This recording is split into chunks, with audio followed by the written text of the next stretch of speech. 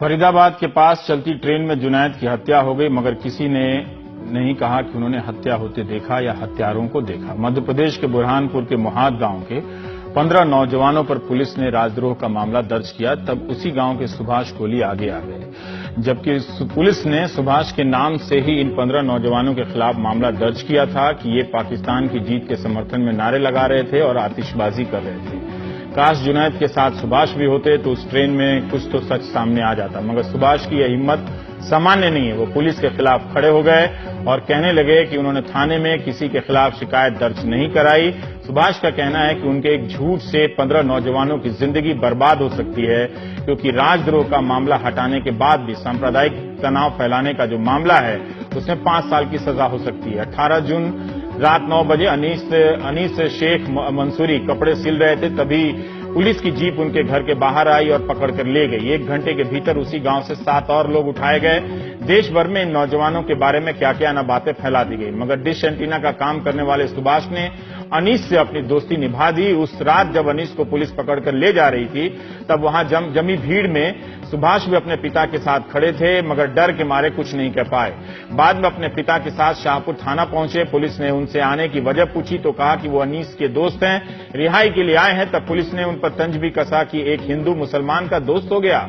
कोली का कहना है कि थाने में 11:30 बजे के करीब पुलिस ने उनका फोन लिया, मोबाइल और 100 नंबर डायल किया, और जहां तक थोड़ा बहुत सुन पाए, पुलिस वाले ने फोन पर कहा कि मैं मोहाद से बोल रहा हूं, यहां कुछ बच्चे झगड़ा कर रहे हैं। अगली सुबह पुलिस ने कोली को फोन किया, थाने बुलाया। जांच अधिकारी आर्य यादव रिपोर्ट लिख रहे थे। कोली के मुताबिक उन्होंने उसके सामने लिखा कि 15 लोगों ने पटाखे जलाए, साथ ही पाकिस्तान जिंदाबाद के नारे लगाए, मिठाई बांटी। कोली को रिपोर्ट पर साइन करने को कहा और कोली ने दस्तखत कर दिए, डरते हुए कि कहीं पुलिस उसी पर कोई केस न लगा दे, यानी कोली इस मुकदमे के शिकायतकर्ता बना दिए गए। सुभाष कोली पुलिस से डर गए, मगर उनका ईमान किसी से नहीं डरा। सुभाष अपने ईमान पर कायम रहे और सच बोल दिया कि उन्होंने 15 नौजवानों के खिलाफ कोई शिकायत नहीं की है। यही बात उन्होंने अदालत को दिए हलफनामे में भी कही है। सुभाष का कहना है कि उस रात कुछ लोगों ने गुपचुप तरीके से नारे लगाए, मगर गांव के लोग नहीं, और जिन लोगों ने लगाए वो नारे लगाने के बाद भाग गए। 15 नौजवानों को जमानत तो हो गई है, मगर सुभाष का कहना है कि पुलिस उसे धमका रही है। हमारे सहयोगी अनुराग द्वारी ने सुभाष कोली से बात की है। सुभाष कोली, जिनकी शिकायत के आधार पर पुलिस ने पूरा मामला बनाया है, जो खुद कह रहे हैं कि पुलिस ने उनके बयान को तोड़ा मरोड़ा, वो इस वक्त मेरे साथ है। आपको क्या पुलिस धमकी दे रही है? आप सर अभी सर यादव साहब कोर्ट के अंदर है और मुझे कहते हैं कि बोले तू तेरा मोबाइल स्विच ऑफ क्यों आ रहा है, बोले तू यहाँ पे किस लिए आया, बोले तो किसने बुलाया, बोले मैं सच का सामना करना चाहता हूँ। उसमें मुझे पुलिस वाले धमकी दे रहे सर। और उसमें सर रात को 2:30 बजे, शनिवार के रात के दिन रात को 2:30 बजे मैं घर पे आती है, मेरी मिसेज घर पे रहती है, और उन्हें कहते हैं कि शाम को उसे पुलिस स्टेशन में भिजवा देना। मैं नहीं चाहता हूँ सर। तक 4 बजे और संडे के दिन आते हैं 4 पुलिस वाले और घर पर कहते हैं कि उसे पुलिस स्टेशन भिजवा देना। इनके कारण सर मेरे को गाँव छोड़ना पड़ा सर 3 दिन के लिए। आप ये कह रहे हैं कि पुलिस के डर से आप? हाँ सर, पुलिस के डर से मेरे को अंडरग्राउंड सर बाहर रहना पड़ रहा सर, क्योंकि अगर मैं घर पर रहूंगा सर पुलिस के हाथ से तो मेरे को उठा के सर मेरी धुलाई कर देंगे, जैसे वो 15 बच्चों की थी सर। उन्होंने पहले क्या हुआ था सुभाष, क्यों आपको लेकर के गए, आप कुछ बता पाएंगे? क्यों आपके नाम पर शिकायत? सर उस दिन क्या हुआ था सर, 18 तारीख की बात है सर, संडे का दिन था सर। उस समय 10:30 बजे हुए मेरे दोस्त एक अनीस मंसूरी नाम का लड़का सर, उन्होंने पकड़ लिया था, और साथ में मेरे पिताजी और मैं और मेरे साथ एक साहिर मंसूरी करके एक लड़का था सर। हम तीनों गाड़ी पर बैठे सर, और मैं पुलिस स्टेशन गया तो मेरे को क्यों आए थे पुलिस स्टेशन? कितने बजे का वक्त था जब उसको पकड़ा सर? उसको जब पकड़ा सर मिनिमम सर 9:15 से 9:30 के करीबन उसको पकड़ लिया था सर। और मैंने सोचा अपन हिंदू समाज के हैं, ये लड़के की बेचारे कुछ गलती नहीं, इसने कपड़े काट रहा था, कपड़े सी रहा था सर उस समय वो।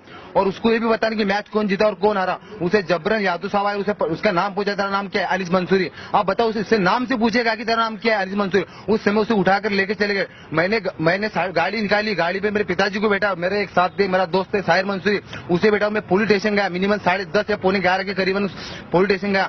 तो मुझे क्या कहते उस समय, बोले तेरा नाम क्या है? मैंने बोला नाम सुभाष है। तो जैसा मैंने सुभाष बोला, उन्होंने मेरे को 2-3 चाटे मारे। और उसके बाद में मेरे पिताजी मेरे साथ में थे, तो बोलिए कौन है? तो मैंने बोला मेरे पिताजी है। तो बोले पिताजी ने जिंदगी में किसी पुलिस के हाथ की थप्पड़ नहीं खाई लाइफ के अंदर। उस दिन मेरे पिताजी 2 से 3 चाटे खाए। और मेरे साथ जो मुस्लिम समाज समुदाय का जो लड़का था साहिर मंसूरी, उसका नाम पूछते उसे 2 मिनट में अंदर दलवा लिया सर। और उसकी 4-5 मिनट इतनी जबरदस्त धुलाई, कोई जानवर को इंसान कम मारेगा, इतनी जबरदस्त धुलाई की वो थी। कह रहे हैं कि आपने फोन करके शिकायत किया। सर अगर मैं फोन करता, मान के चलो, तो मैं फोन कहाँ से करता सर? महोद से फोन करता हूँ। और पुलिस गांव में कितने बजे आई थी? मिनिमम 8:30 बजे पुलिस गांव के अंदर टच हो गई थी। तो उसके पास कॉल रिकॉर्ड होंगे सर। जब मैं पुलिस स्टेशन जाता हूँ 10:30 बजे, मेरे मोबाइल के द्वारा वो 11:30 बजे खुद पुलिस स्टेशन से 100 नंबर डायल करते हैं एक पुलिस कर्मचारी, और कहते हैं मैं सुबह बात कर रहा हूँ, मेरे कुछ मोहल्ले के अंदर 4-5 झगड़ा चल रहा है, तो कृपया आप गाड़ी के। अब वो बताओ, मैं जहाँ से फोन करूंगा तो लोकेशन तो बहुत आना चाहिए ना। अगर मैं महोद से फोन कर रहा हूँ तो पुलिस चौकी से और मेरे मोबाइल के द्वारा फोन करते हैं, 100 नंबर डायल करते हैं, इसका लोकेशन प्राप्त करो, इसकी सीबीआई जांच करवा दीजिए सर। आप उस दिन गांव में थे क्या? गांव वालों ने नारे लगाए थे, पटाखे फोड़े थे मैच के बाद? सर उस दिन मैं गांव में था, मेरे को इतना पता है कि मिनिमम 9 से 8:45 के बीच करीबन पुलिस वाले गांव के अंदर आए। मैं ये नहीं कहता कि गांव में फटाके फूटे नहीं, गांव में फटाके फूटे, 4-5 फटाके फूटे, कुछ बदमाशों ने फोड़े, वो अपने को पता नहीं किसने फोड़े और क्या फोड़े, मैं ये नहीं कह रहा। पर नारे कौन से लगे थे मैं आपको ये भी कहता हूँ। यादव साहब बिमली चौराहे के ऊपर आए और उन्होंने मिनिमम 8:45 से 9:15 के बीच में भारत माता की जय और वंदे मातरम यहाँ नारे खुद यादव साहब ने कहे थे।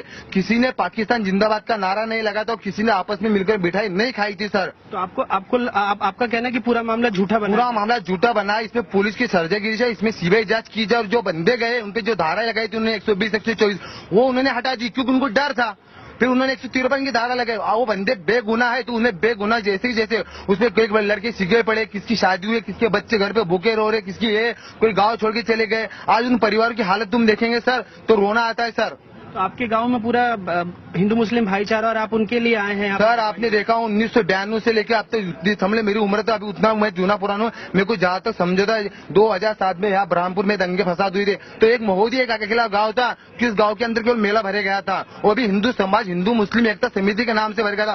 पूरे ब्रह्मपुर जिले में किसी स्थान पर मेला नहीं भर गया था उस समय में, क्योंकि दोनों हिंदू समाज मुस्लिम समाज दोनों ने गारंटी ली थी मेले की और दोनों की ये आज भी कायम रही है कि हिंदू मुस्लिम यहाँ पे अभी तक भी एक दंगा कोई झगड़ा नहीं हुआ है। आपको कोई डर नहीं है पुलिस का? आपको सर मेरे को पुलिस का दबाव है, मेरे को चाहिए, मेरे घर पे पुलिस आना चाहिए। कभी मेरे को कुछ हो जाता है या पुलिस मेरे को लेके जाती है, इसमें टोटल पुलिस की जवाबदारी रहेंगी, मैं क्लियर बता रहा हूँ।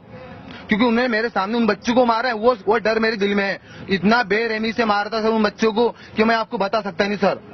साफ तौर पर सुभाष कोहली जो इस वक्त अदालत परिसर में आए, उनका साफ कहना है कि वो पुलिस के डर से मारे फिर रहे हैं और अगर उनको कुछ होता है तो इसकी पूरी जिम्मेदारी पुलिस की होगी। और अभी कोर्ट में आके भी मेरे को परेशान कर रहे हैं सर। और इस अदालत के परिसर में भी इनको धमकी दी जा रही है, इनका साफ तौर पर यही कहना है। बुरहानपुर से कैमरा पर्सन रिजवान खान के साथ अनुराग द्वारी, NDTV इंडिया।